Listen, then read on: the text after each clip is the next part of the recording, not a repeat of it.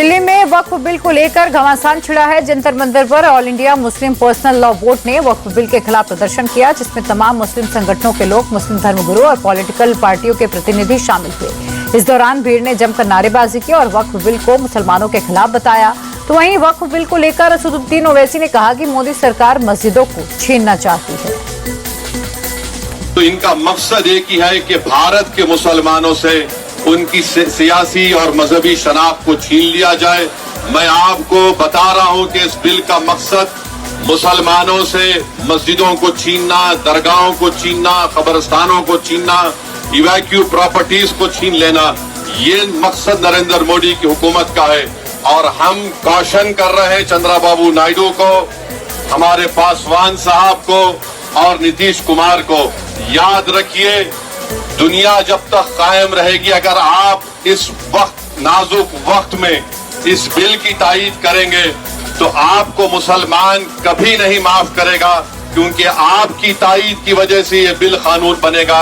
इसलिए हम उनसे भी कह रहे हैं कि आप इस गैर अनकॉन्स्टिट्यूशनल बिल की तायीद मत करिए।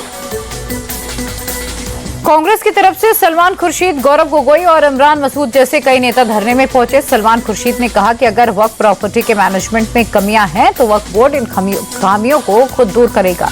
वहीं इसके बाद इमरान मसूद ने कहा कि वक्फ बिल के खिलाफ देश भर के मुसलमान संसद से सड़क तक संघर्ष करेंगे। हम लोग संसद से लेकर के सड़क तक इस लड़ाई को लड़ने का काम करेंगे कि जहां खून की जरूरत होगी वहां खून देंगे, और जहां आपको लड़ने की जरूरत होगी हम आपको पहली सब के अंदर नजर आने का काम करेंगे, क्योंकि इस लड़ाई को हमने जेपीसी में बहुत मजबूती के साथ लड़ने का काम किया है। और इंशाअल्लाह सुम्मा इंशाअल्लाह अल्लाह की जात से उम्मीद है कि इनके काले मंसूबे किसी भी सूरत में कामयाब नहीं हो पाएंगे। जंतर मंतर पर हुए प्रोटेस्ट को लेकर वक्फ बिल पर बनाए गए जेपीसी के अध्यक्ष जगदम्बिका पाल ने आईएमपीएलबी और ओवैसी की पार्टी पर निशाना साधा। जगदम्बिका पाल ने कहा कि लोगों को सरकार के खिलाफ गुमराह करने की कोशिश है। साथ ही उन्होंने पूछा कि एक्ट आने से पहले विरोध क्यों। अभी तो एक्ट भी नहीं आया, हमने अपनी रिपोर्ट 428 पेज की दी है, उसके आधार पर सरकार उसको अप्रूव करके सरकार उस पर अमेंडेड जो 44 संशोधन पहले थे, अब उसको जो हमने हमारी रिपोर्ट पे हमने 14 अमेंडमेंट किया, उसके आधार पे एक अमेंडेड बिल आएगा। उस बिल को पास होने के बाद इनको कोई बात कहनी चाहिए।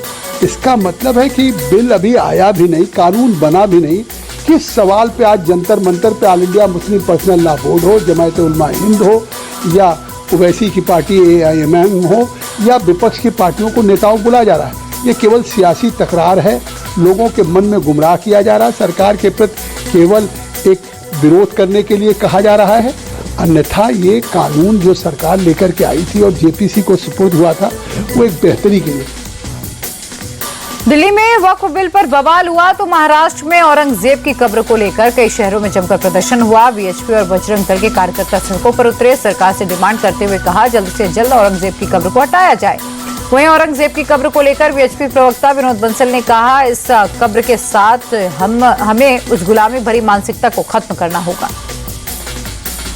इस कब्र के साथ में हमें उस गुलामी भरी मानसिकता को, जो औरंगजेबी मानसिकता है, औरंगजेब के जो वंशज अपने आप को मानते हैं, उनको भी वहाँ से डिटैच करना है, तभी वो भारत से जुड़ पाएंगे। नहीं तो वो अभी तक वो मंगोलियन उज्बेकिस जो उनका जो हाइब्रिड संतान है, उनको ही अपना पूर्वज मानते हैं।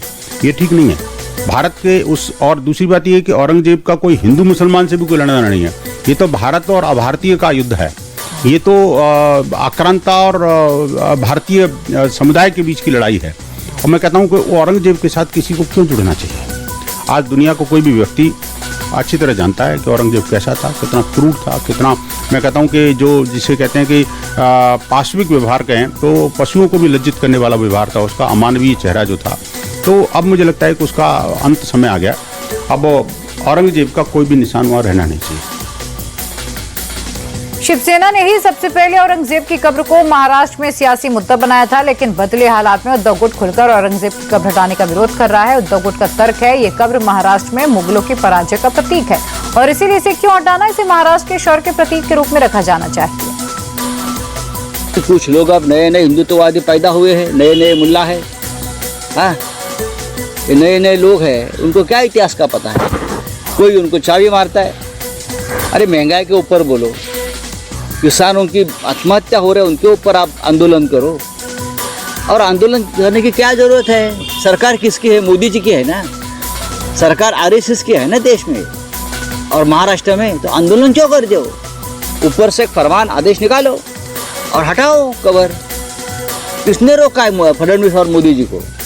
रोका तो नहीं है ना किसने। ये आंदोलन का नाटक बंद करो, लोगों को बहुत तकलीफ हो रही है बाहर। वहीं प्रदर्शन के दौरान महाराष्ट्र के मंत्री नितेश राणे ने मुंबई में मोर्चा संभाला। इस दौरान नितेश राणे ने इशारों में बड़ी बात कही। उन्होंने कहा कि बाबरी ढांचा गिराने के समय हमने आपस में बात की थी क्या? नहीं ना। आम्ही कसं काम करणार? हिंदुत्वादी सांगायचं म्हणून तुम्ही नुसतं काम करा। बाबरी मस्जिद तोडत असताना आपण दुसऱ्याला विचारत बसतो नाही। आपल्या कान सेवकांनी योग्य काम केलं